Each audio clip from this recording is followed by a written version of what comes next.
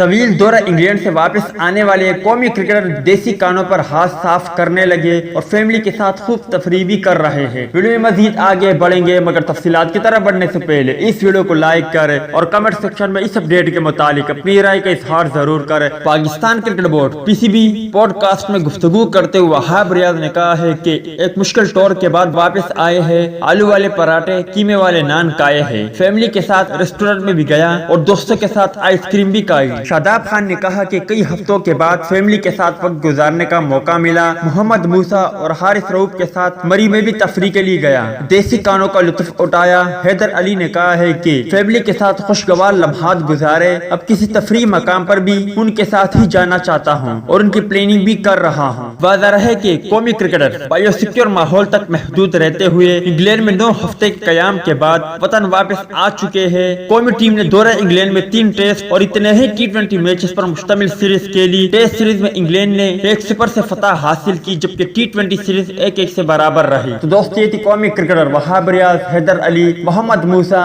اور شاداب خان کے حوالے سے کچھ اپڈیٹ۔ ویڈیو اچھی لگی ہو تو لائک کریں، بری لگی ہو تو ڈس لائک کریں۔ ملتے ہیں کسی نیکسٹ ویڈیو میں، تب تک کے لیے اجازت دیجیے، اللہ حافظ۔